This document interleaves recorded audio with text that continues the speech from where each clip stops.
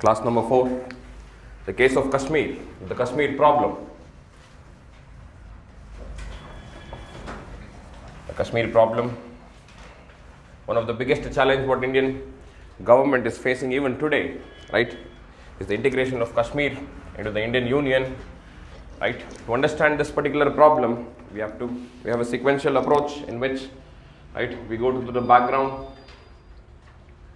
of the Kashmir events, right, earlier events, right, and how the dispute began first of all.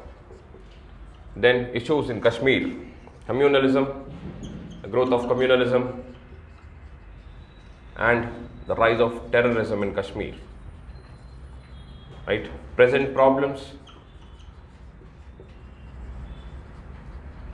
and solutions, right, probable solutions, right.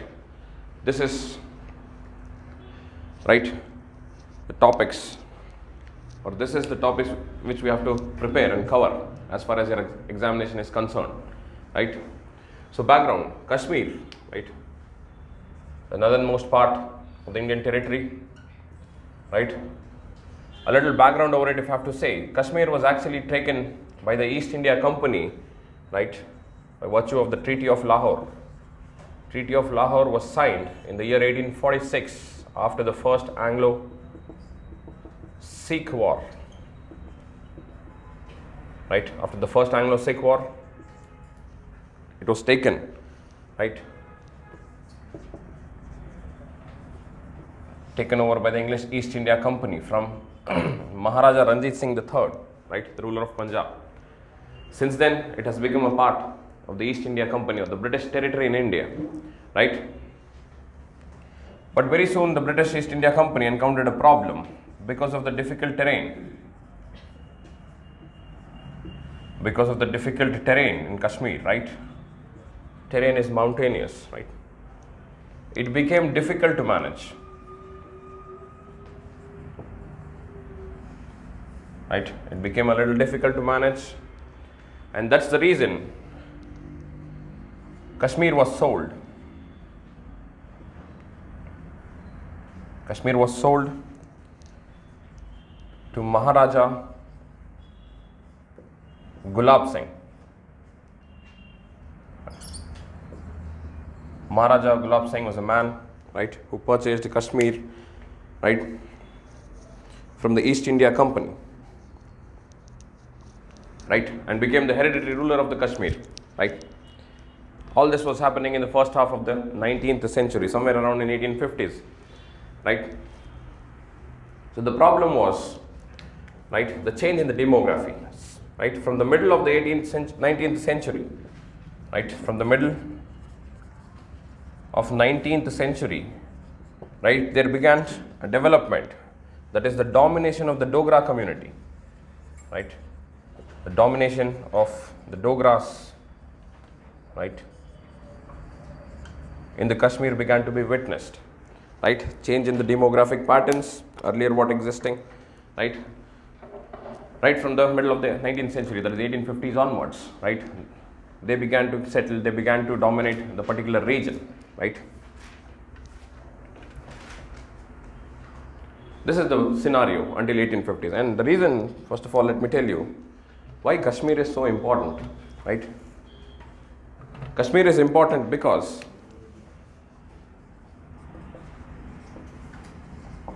important for two reasons. One is Kashmir is known for its resources, and Kashmir is known for its strategic importance. Strategic importance. Anyone, what are the resources which we find in Kashmir, right? What are the resources which we find in Kashmir? What do we get in Kashmir, first of all? Whatever you say is absolutely true. But Kashmir is also known for the minerals what we find over there. One of the richest grades of coal, anthracite coal, right? Perhaps it is one of the few locations where we obtain anthracite coal in India. Getting it? Anthracite coal. Kashmir is known, someone said, rivers, water, right? And of course, the agricultural prospects, what we have in Kashmir, right? Kashmir, the soil type, Kareva soil, and different types of soil, loamy soil, sandy soil is what we have in Kashmir, which gives it excellent agricultural opportunities.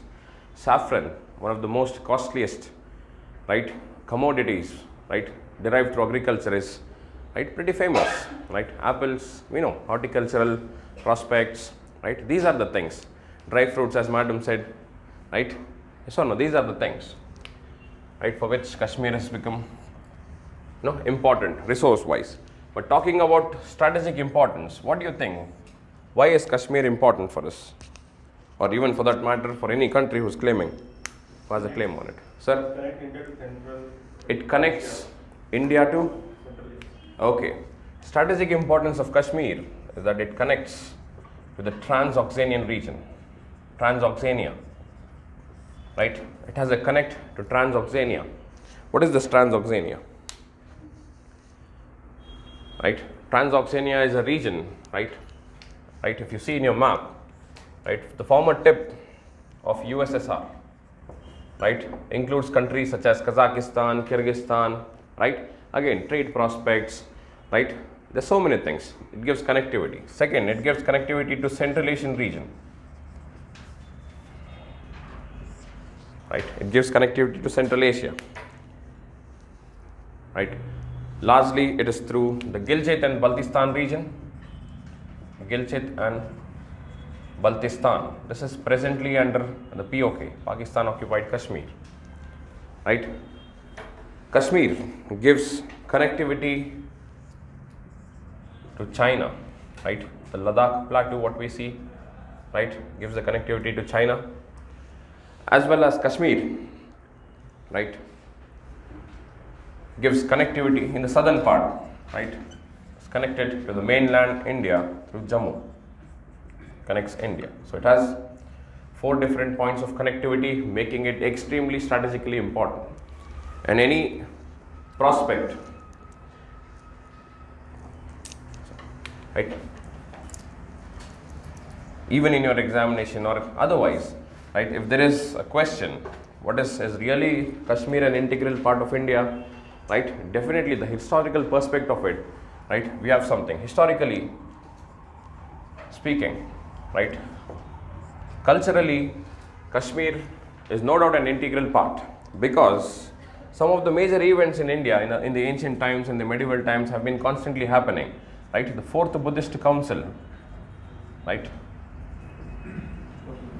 the 4th Buddhist Council, right, under the leadership of Kanishka, right, was held in Srinagar, right? And even most of the medieval rulers, right, especially the Mughals is what I'm talking about, they really like this place a lot, right? Akbar used to love this place a lot, right? Jahangir, his successor, right, he stayed, right, he spent most of his time in Kashmir, right? So over the period of time, right, ancient times, medieval times, modern times, Kashmir is definitely culturally, right, and historically related to India. No doubt it is an integral part of the Indian subcontinent, right? And by that logic, even we still consider Pakistan to be an integral part of India, because we still don't accept the two-nation theory given by Muhammad Ali Jinnah. Alright, two-nation theory which divides India and Pakistan on communal lines. India has never officially accepted this particular view, right? If given a chance, we would still take back. So, we'll start with the problems, the present problems of Kashmir. The present problem,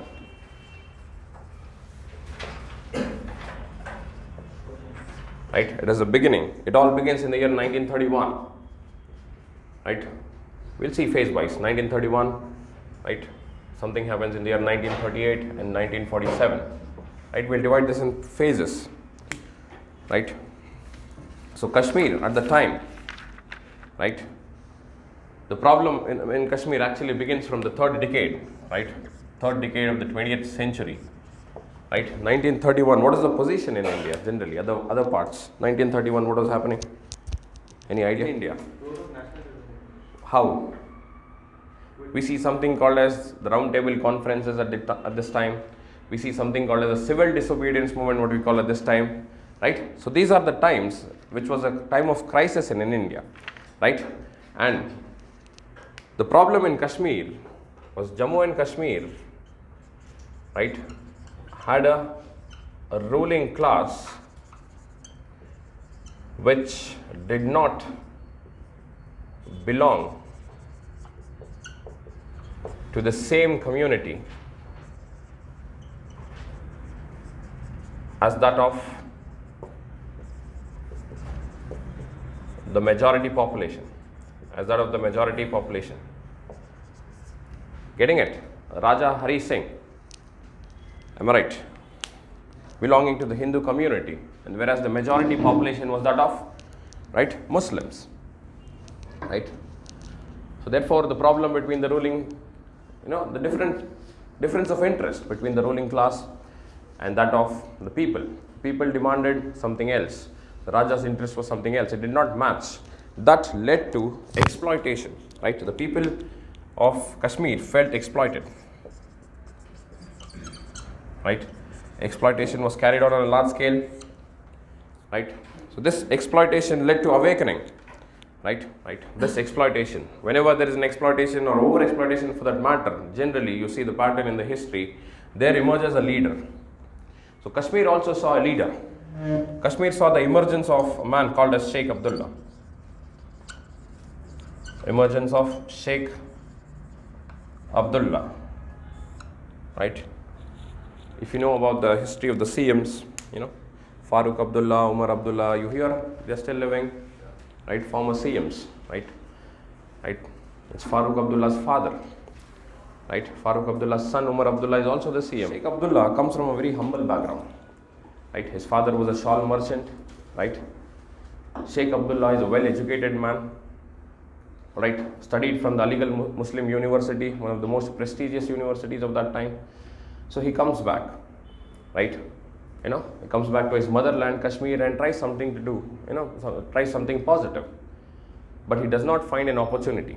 The state government, he does not get a job in state administration, right? He does not get proper opportunities. So this led, right, Sheikh Abdullah, right, believe that, that he can bring about some change in the status of Kashmir. This exploitation, what is happening among, by the ruling class, right, which marginalized the majority community and always focused on the interest of the minority community over there, the Hindu community, jobs for them, right, opportunities in the state government for them. So this was happening. So this man intended to change this, right? And in the year 1931, he comes up with a political party, All Jammu and Kashmir Muslim Conference, right, led to the foundation of All Jammu and Kashmir Muslim Conference, right? All Jammu and Kashmir Muslim Conference. So he carried on a lot of his activities, right, through this, under the banner of this organization, right? So no, he carried on, right, some of the movements. He gave some of the speeches, right, went on, wrote in some literary circles, each and everything, right? This became a problem for Raja. Of course, someone opposing, someone is mobilizing the community, right? Brutal suppression happened. Plus, he did not get complete support. The reason this organization is representing the interest of one particular community. This is what he realized. After suppression, after brutal suppression, what happened to him? Right? Probably a new awakening is what he got. He changes the name. He changes the name in the year 1938 from All J&K Muslim Conference to just National Conference, right? Encompassing more communities, encompassing the interest of all, secularism. So he started something called as the National Conference,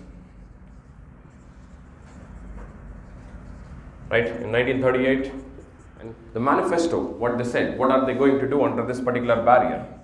He said secularism is an integral feature, upholding the interest of all. He said we would fight for universal adult franchise, right? Say of everyone into the matters of government. They said they would fight for democratic rights. Am I right? To bring in a sense of equality, and of course, empowering the Kashmiris, right? So this was the manifesto given by Sheikh Abdullah, right? Of course, earlier a communal right? An organization with communalist tendencies, Muslim interest alone. Now he thought, this is not going to work, I need the support, right? So 1938 he starts with his political party, the National Conference, with this manifesto. Of course he'll get support, right? He was supported by widespread communities, he was spread by different sections of population, right? So the only hope against the monarchy, against the exploitation by the monarchy, was Sheikh Abdullah. Sheikh Abdullah was the only hope. Plus, this is the time, right, when political mobilization was happening at an all-time high in mainland India, right? Indian National Congress, right, was at its best. 1937, they had formed the ministries, and getting an opportunity, right, the Indian National Congress even steps into Kashmir. The INC decides to support the cause of Sheikh Abdullah. Plus, major leaders, the big names, Mahatma Gandhi, right? Khan, Abdul Ghaffar Khan,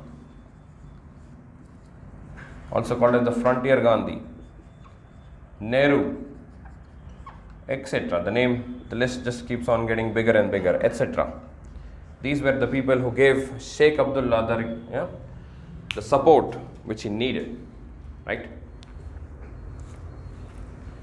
So status quo was maintained, and finally 1947, right, the independence of India was seen, right? So the problem went on bigger after independence, right? Because at the time when India was independent, right, we have been seeing, right, princely states needed to be integrated. This is one such princely state. So during the time of, at the time of independence, right, there were not one, not two, but 4 people who claimed Kashmir. Who are they? First, it's the Maharaja who said, I'm going to keep Kashmir to myself, independent, right?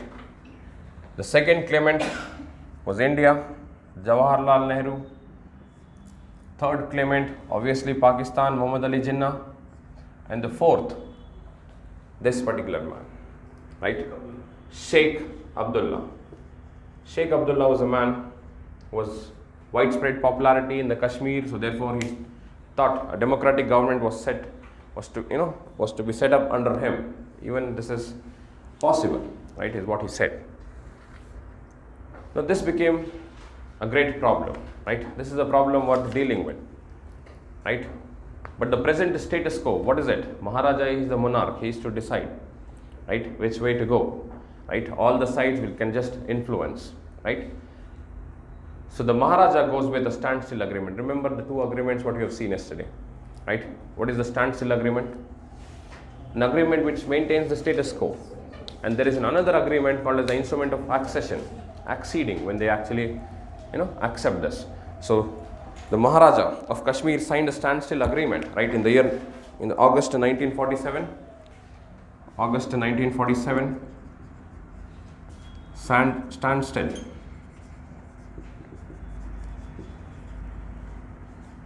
Right, in which, we have seen already, by virtue of this, defense, communication, external relations, and even transport for that matter, became a common cause between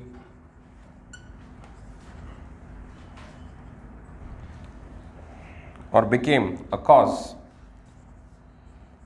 of common concern between India and Pakistan.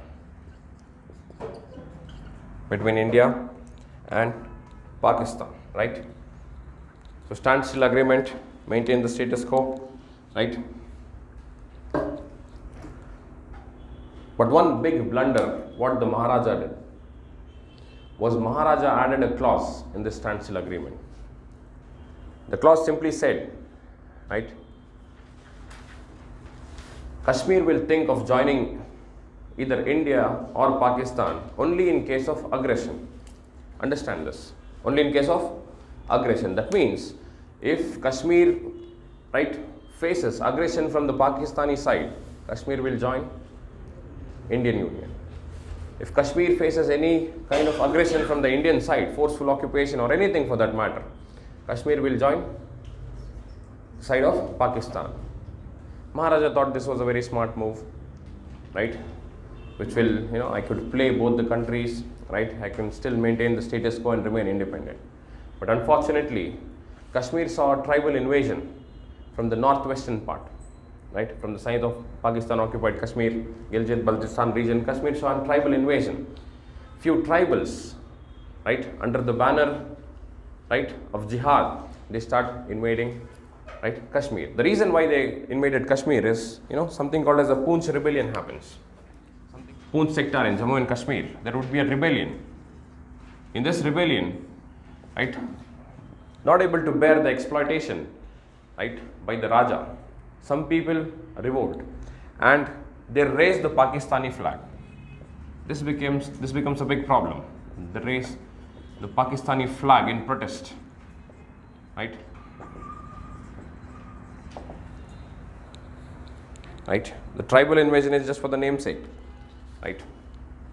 It was just a calculated or a calibrated move by the Pakistani army to send some of their men or some of the men which they have trained.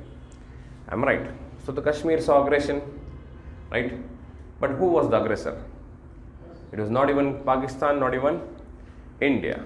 But unlike, right, we would know the strategy of Pakistan. It is very obvious that it is they who have, right, instigated this particular move in order to decide, in order to make the process faster, make Raja Hari Singh, right, decide faster on this, right? Naturally, Raja would not, the Maharaja of Kashmir has no help, right? Pakistan, of course, it's their men, they would not help it, he could not go to him. The only option left is India, right? The Maharaja appeals to the Prime Minister of India, Jawaharlal Nehru, right? So no, he says, so and so is the problem, please help us, right? What can Jawaharlal Nehru do, right? Right? The Maharaja seeks for military help. Jawaharlal Nehru has only one option, one answer. You are not an integral part of India. If you were an integral part of India, we would have helped you, isn't it? Right? An army going into international matters, it requires approval. It has no authority for that matter, right? So he forces Raja to sign the instrument of accession, the second document what we spoke about. Getting it? So then Kashmir became an integral part of India. Now Jawaharlal Nehru was empowered to send Indian military to protect, right, Kashmir. Now these tribesmen, right, understand, right, they were making rapid advances, right? They were, going deep inside the Kashmir, and in fact, they could possibly, if more time was given, they could possibly, touch even the Maharaja of the Kashmir. So that was their aggression, that was their thing. But what happened was they came for a noble cause is what they claimed, but when they came in, they started committing atrocities, massacres, rapes, right? These were the things which were happening. So naturally they lost the support, right? Maharaja had no other option but to go to the Indian side, and Maharaja signs the instrument of accession, right? You have to write a little bit over here, right? But because of the events what you have studied now, right, Kashmir becomes a territorial dispute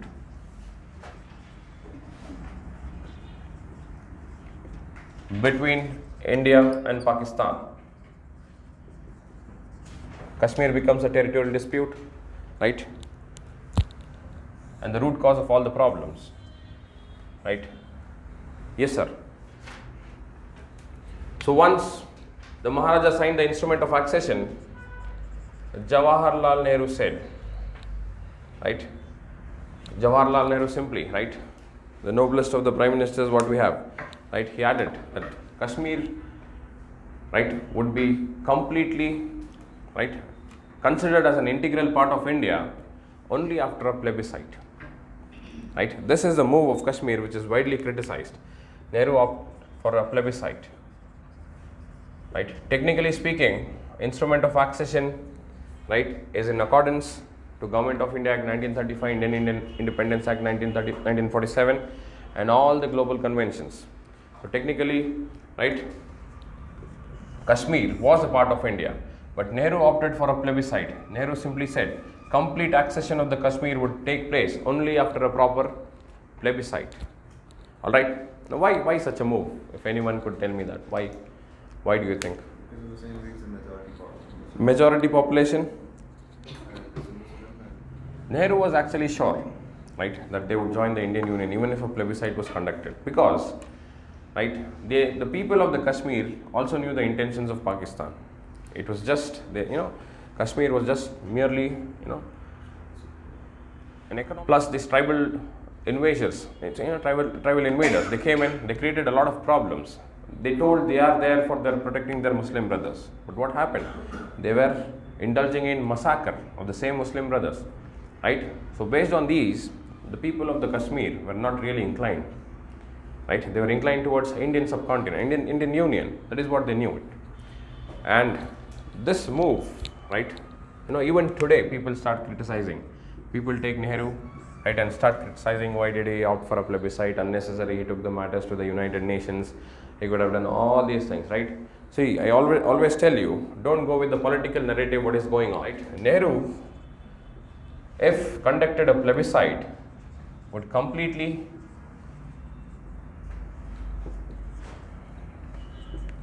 close the doors of foreign interference. Understand, this is the time, right, which is the post World War II or the Cold War. This is the time when there is a conflict between capitalism versus communism. This is the time when the world was getting divided among the two blocks.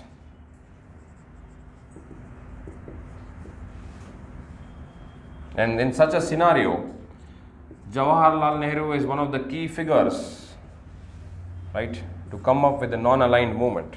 So this was a mature political move is what I say, right? So no, opting for plebiscite. Otherwise, there would always be a dispute, right?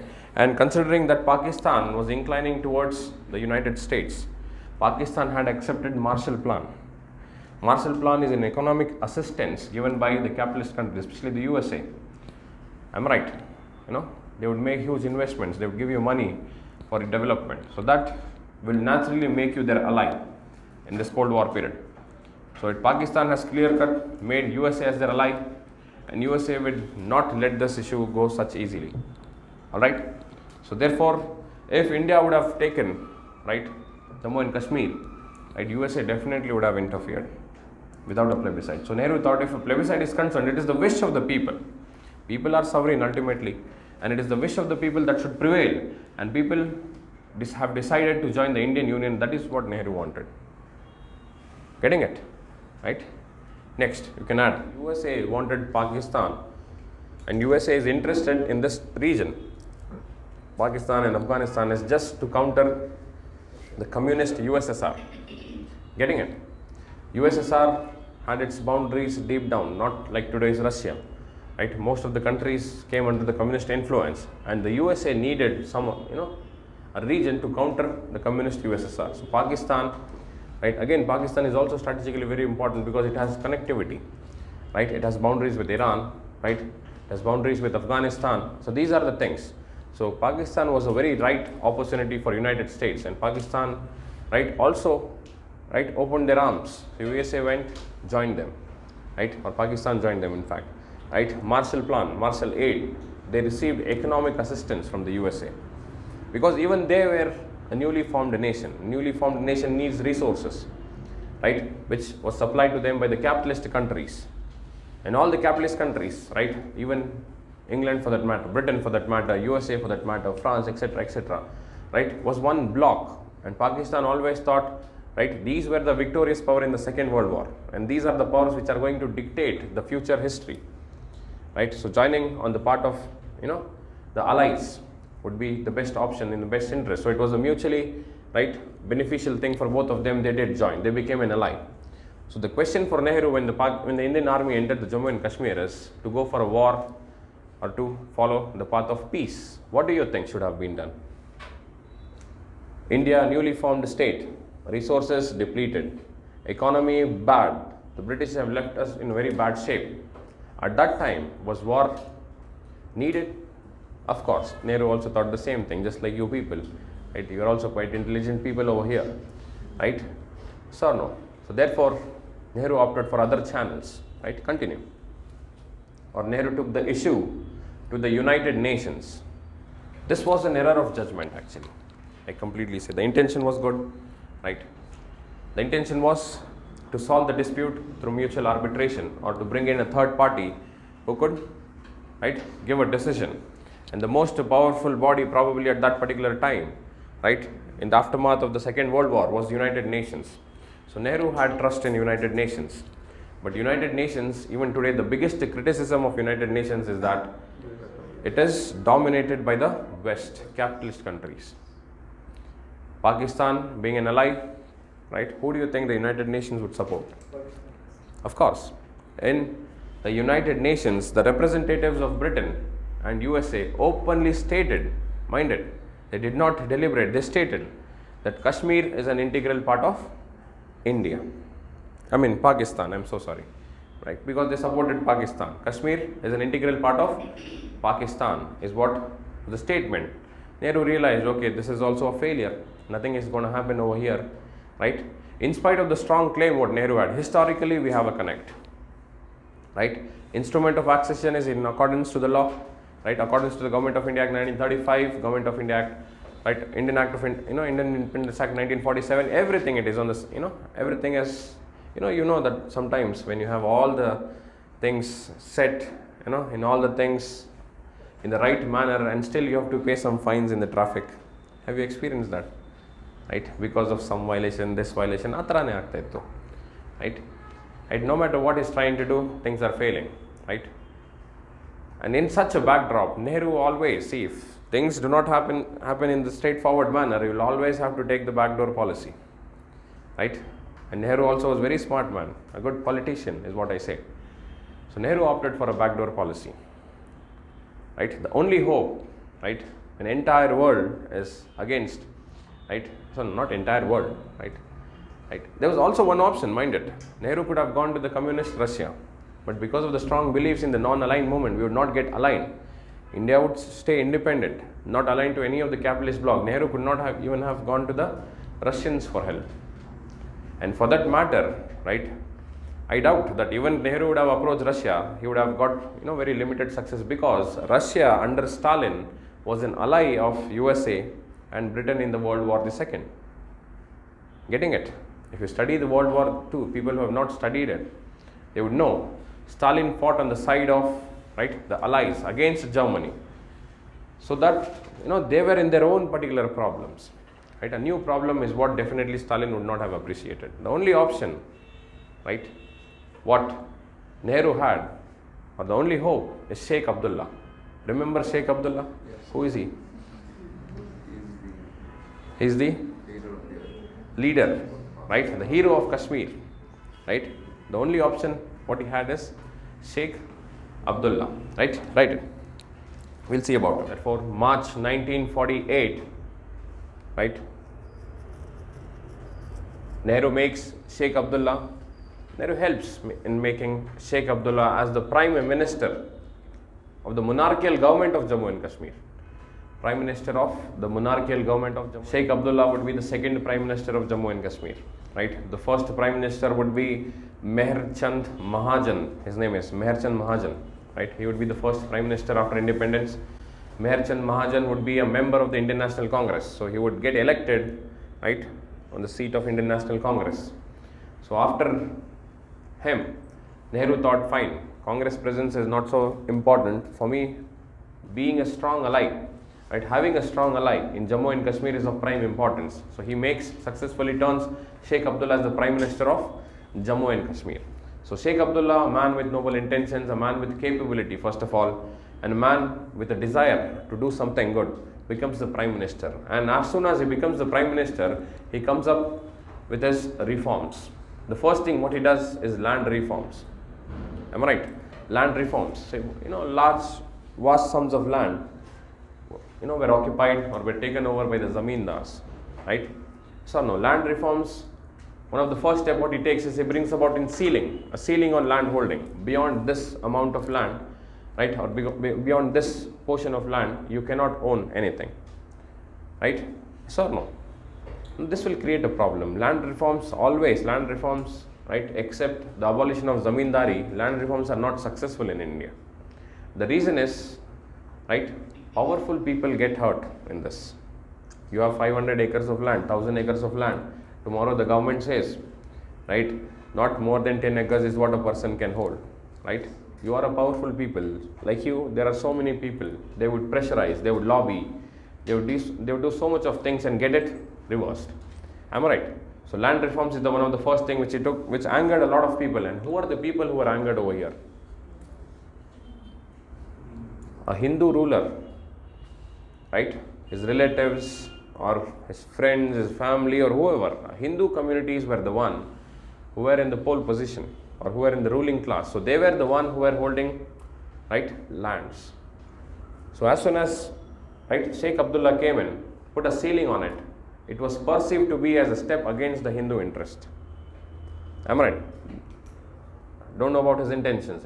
Probably his intention was noble, right? Bring in land ceilings, redistribute the land to the poor farmers, right? Agricultural prospects are definitely there. Yes or no? Right? So that, but this move backfired, right? It angered the Hindus, right? You can add a point. The month of May to be celebrated, right? The month of Indian independence, and during this celebration, he simply said, right? India is united from Kashmir till Kanyakumari. This is what is official thing. That means it was very clear he was on the Indian side, right? Third, he brought about a control on money lending. Control of money lending. He changed the ratio of sharecropping. Changed the ratio of sharecropping. Right? It was initially 3:1 and he changed it to 1:3. The majority being taken by the farmer. Am I right? The share what? Right? The farmer is supposed to pay as the land revenue.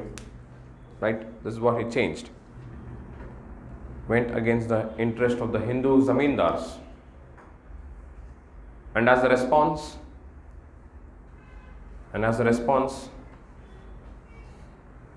right, Prem Nath Dogra, a man, Prem Nath Dogra,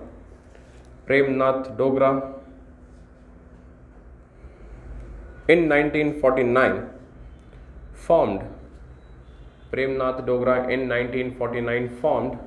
a Praja Parishad. Heard about Praja Parishad? Yes, yesterday's class, right? The Praja Parishad movement. Now what is developing over here, if you see, right? Right? What is happening? Unnecessarily, see, Kashmir was an issue, right? Cool and calm, things could have been finished. But unnecessarily, because of the clause what Maharaja placed in the standstill agreement, right, that Kashmir would think of accession only in case of aggression, he put a bullseye on himself. That led to what? Tribal invasion, and unnecessarily it became a border dispute between India and Pakistan, which it should not have been, right? The second thing is the developments, what is happening, right? Nehru having no other option, Nehru having Farooq Abdullah, Sheikh Abdullah, right? Having Sheikh Abdullah as the only hope, right? And promoting him as the Prime Minister and his reforms unnecessarily has brought about another problem in Kashmir, communalism. This is the beginning of communalism. Everyone were fed up, right? It was finally decided, right, that let us solve the issue, right? In the year 1950, United Nations decided to conduct a plebiscite, right? 1950s.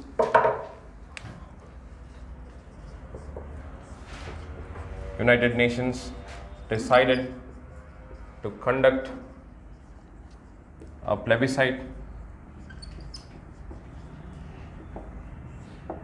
right? But there were certain conditions which were laid down by either sides, India and Pakistan, right? India said yes to plebiscite only when the Pakistani army, right? Only if Pakistani army would be removed. Whereas Pakistan laid down a condition, right? Remove Sheikh Abdullah. It is only then we would go ahead with a plebiscite. You know, if a plebiscite would have happened, definitely it was the loss of Pakistan, and in no manner, right, they would have agreed, right? It was just reasons what were being given by the Pakistan side. But what happened? Why was this plebiscite not conducted? Partly the reason is, of course, these conditions were not met, right? And the other condition was that the Korean crisis began. Korean crisis. Right, Korean crisis, another important event in the world history, right, happened during the earlier years of the 5th decade of 20th century, right? Korean crisis, right? So USA had to run, right? So no, the USSR was occupied, and all the important powers of the world were occupied in the Korean crisis. If you're wondering what Korean crisis is, details of it which you'll definitely study in world history, but for time being, right, the Korean crisis, right, began in 1950. That is what has led to the present Korea being divided into two: North Korea, the communist side, and the South Korea being the capitalist side, right? Something of that matter. In fact, a Korean commission was made, right, and India was appointed as the head of it, right, to solve. India was having their own dispute, first of all, right, and see the irony of this. Anyways, right, the US ran to Korea, right, and an important development, what was happening in the year 1950, was that the Indian Constitution came into effect. So just generally asking, what do you think is the position of Jammu and Kashmir with respect to the Indian Constitution? You have studied Constitution, right? Madam? See, the problem what Nehru was facing, why was there so much of urgency that Indian Constitution would come into force, right? The members, right, from Kashmir was also a part of Indian Constituent Assembly, so they were no doubt, they were accepting it, right? But Kashmir was not yet fully a part of India. Instrument of accession, though plebiscite was still, right, pending. So Nehru was seeing for an opportunity, right, which would cement this friendship forever, make Kashmiris accept the Indian Constitution, or make the Kashmiris stick to the Indian side. Nehru thought of an innovative method. Again, Nehru would be criticized for it, right? So no, Nehru thought of adding Article 370 in the Indian Constitution.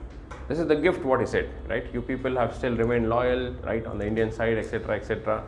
In case a plebiscite happens, definitely, right, the trust deficit what people have, right, with both the governments, that should be removed, is what Nehru thought. Fine, take Article 370. Our intentions are pure, right, towards you. We need to make you as an integral part, and we need to develop Kashmir, right? For that, we need to solve this particular problem. A temporary arrangement, take Article 370, right? Add it. Article 370, what does it say? Right, first of all, it's a temporary provision, right? So no, it's a temporary provision. Please. Grant special autonomy to the state. Yeah, it gives special autonomy to the state. Read the provisions. Important provisions under the Constitution. Indian citizens from other Only the bold part. Indian citizens from other states cannot purchase land or property in Jammu and Kashmir. Yes, Indian citizens from other states cannot purchase land or any property, right, in Jammu and Kashmir. Why was this move added? This move, right, or this provision was added, to clear the doubts into the minds of Kashmiris that, the demography would be changed, right, of Kashmiri. So in case there is a plebiscite in future, if Indians have come and become a part of Kashmir, they would naturally vote for Indians, in the favor of Indians. They naturally go in the favor of Indians. So demography would be changed, there will be all out efforts made by, made to change the demography by both the sides. That is, there is no doubt in that. And just to clear the apprehensions, fine, right? Nehru said, take it, right? No one could purchase land, no one could settle over there, right? Your demography or your ethnicity is what you have the right to maintain it, is what he said. Center has no power to declare financial emergency under Article 360 in the state. No financial emergency and no emergency on internal grounds. Am I right? If there is an emergency to be declared in Jammu and Kashmir, it is only on the grounds of war or external aggression, right? Am I right? Then Indian Parliament cannot increase or reduce the borders. no changing of boundaries, right? We are not going to change any of your boundaries. Then The jurisdiction of the Parliament of India in relation to Jammu and Kashmir is confined to the matters enumerated in the Union list and also the concurrent list. yes, officially there is no state list. There is no state list in the Jammu and Kashmir, right? The Parliament can make laws in the central list, of course, and the concurrent list. But whereas, right, the other matters and the residuary matters, right, no matter what it comes up at any point of time, the matter goes, usually in the other states, the residuary powers resides with the Parliament, right? In the federal structure, what India is, right, having right now, the residuary powers belongs to the Union or to the center. That is not the case in Jammu and Kashmir. In Jammu and Kashmir, right, the residuary powers belong to the state. They can decide, right, on the matters, right, as and when they come up, all right? Plus, they have a separate constitution of their own, right? They have separate citizenship of their own. They have a separate flag of their own. Getting it? These are the provisions generally. These are the general things, right? In order to maintain them, stick to the Indian side, right? What Nehru thought was appropriate. He gave it in the form of Article 370, all right? The power to make laws related to preventive detention in Jammu and Yeah. Kashmir. Preventive detention, right, cannot be done by the Parliament. It is the state who have to make it, all right? Part 4 of the Directive Principles of State Policy and Part 4A, Fundamental Duties of the Constitution, is not applicable. Yes. to Jammu and Kashmir. Right? So, fundamental duties, you cannot enforce them, right? To perform the duty, whatever is enshrined in our constitution. And the DPSP acts as a guide to the legislature, right? To enumerate on the, to bring laws or to make legislations on the following issues. It's a guide, right? That also we cannot do. We cannot guide the state legislature of Jammu and Kashmir, asking them what to do, what not to do, right? It was a temporary provision. Of course, even I agree that it should have been removed by this time. But the thing is, the removal to be happened, right, when sufficient faith is established, right? Article 370 brought immense popularity to Sheikh Abdullah. Deserve it, right? Man from humble background, right? Son of a Kashmiri shawl merchant, right? Studied, right, in a good reputed university, right? That brings about national sympathy. Plus, he was really getting some dividends for the state of Jammu and Kashmir, right? He was really being the prime minister, thinking of the good of the Jammu and Kashmir, acceding to the Indian side, and plus he had negotiated a very good deal, Article 370. This had made him, right, the ruler of Kashmir. This is evident in the first general elections what India ever saw. 1951 first general elections happened, and in that general election, Sheikh Abdullah's political party wins 75 out of 75 seats in Jammu and Kashmir, making him the absolute ruler of Jammu and Kashmir. Right? Yes or no? Because now he is a very powerful man. The world is seeing that Jammu and Kashmir as the ruler, right, virtually, right, he is the ruler, right, in the form of Sheikh Abdullah. And still, this region is a region of dispute. No one has a proper claim on it yet. So what will happen? World powers get attracted. One man who is commanding an absolute full majority, 75 out of 75 seats. It's not a joke. Am I right? So man who can really do things, get things done inside Jammu and Kashmir. This attracted the capitalists. Leave Pakistan, we'll go to Jammu and Kashmir. Right, is what the USA and the West thought. Right, no doubt, very soon, right, the gaining popularity or the rising popularity of Sheikh Abdullah attracted the Westerners. Right, representatives of USA, right, Adlai Stevenson is his name, officially meets Sheikh Abdullah and promises Sheikh Abdullah to turn right, Jammu and Kashmir, right, into a developed economy, or to turn Jammu and Kashmir, into one of the most powerful economies, because it has resources. Jammu and Kashmir needed investments. USA said, we are going to do that investments, right? They promised to electrify Jammu and Kashmir. They promised to build roads, right? They promised to develop Jammu and Kashmir as a whole.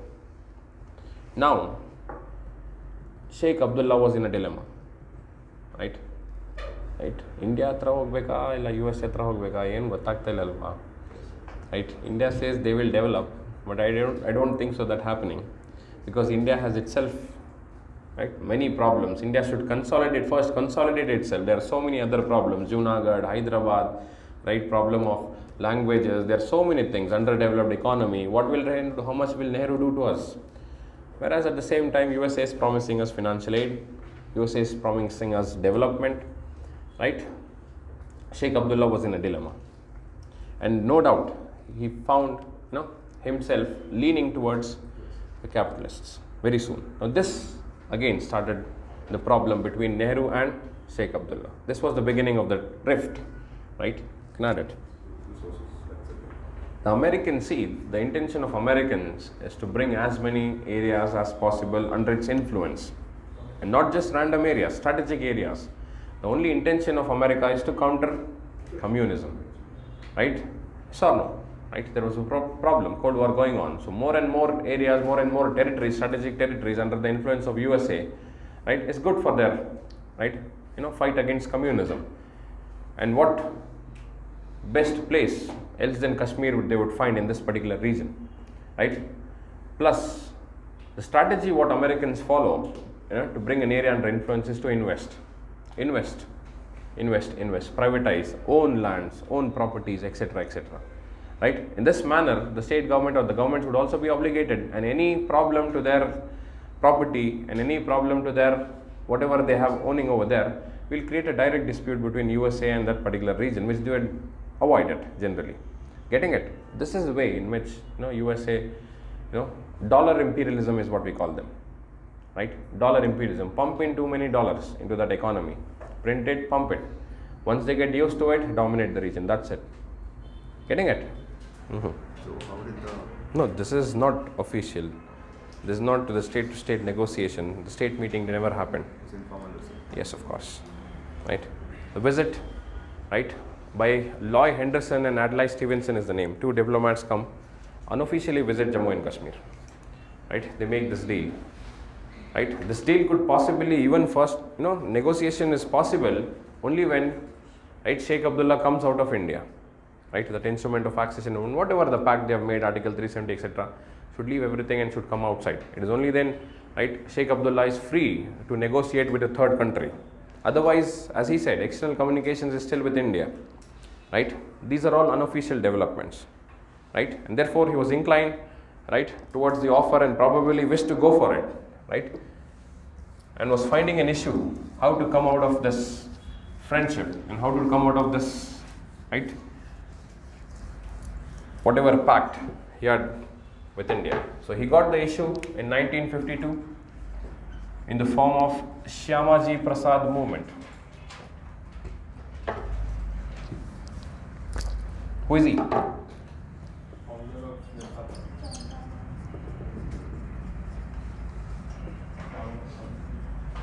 Shyamaji Prasad movement, right? A leader of Jansangh, right? Yes. Right, Shyamaji Prasad Mukherjee movement.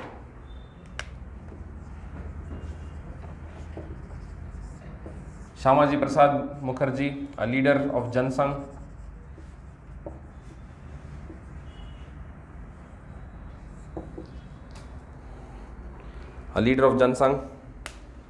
right? Along with, remember, 49 Premnath Dogra Praja Parishad, right? Along with the Praja Parishad, right? Along with the Praja Parishad, starts a movement in Kashmir. and place the following demands. Place the following demands. The first demand what they make is abolition. Abolition of Article 370. Abolition of Article 370. Right? Complete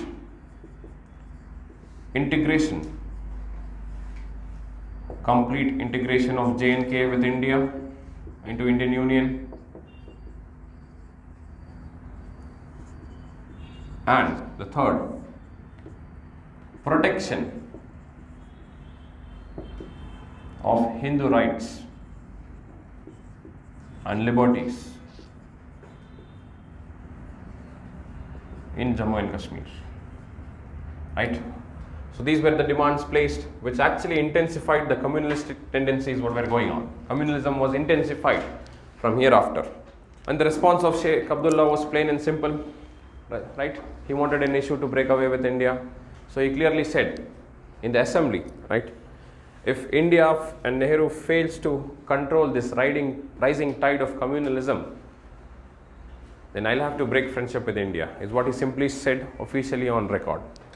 So Nehru knew this, but there is a growing tendencies with the West supporting Sheikh Abdullah in utilizing this opportunity. Right? Sheikh Abdullah is finding a way to drift away from India, right? Etc. etc. So Nehru responded in 1953, right? Immediate year. Stalin dies. Who is the Stalin? Joe Stalin, right? Yes, right? The ruler of Russia. He dies. So this man would ally actually with the Western Bloc, right? During the Second World War. So once he dies, right, Nehru is very confident. Nehru becomes confident of getting the support, of getting the USSR support, right? So now Nehru was in a position to take some bold steps. The first bold step what Nehru takes is he immediately arrests Sheikh Abdullah, right? You can add it. This move of Nehru further widened the trust deficit, or the faith deficit. See, the man who he arrested is the hero of Kashmir, is the hero of Jammu and Kashmir, capable of getting absolute full majority. Getting it? Such a man who commands a popularity arrested by the Indian side. What will happen? Right? The people will go against. Am I right? ಸಣ್ಣ ಪುಟ್ಟ ಲೀಡರ್ಗೆ arrest ಮಾಡಿದ್ರೆ ಒಂದು 100 ಜನ ಹಿಂದೆ ಬರ್ತಾರೆ, right? This is a man who commanded full absolute majority, right? So the beginning, right, again, right, the apprehensions in the minds of the Kashmiris, right, were back, right? Really, if they are on our side, if they are, right, thinking of our welfare of just because of the resources and the strategic importance, right, they are trying to get us.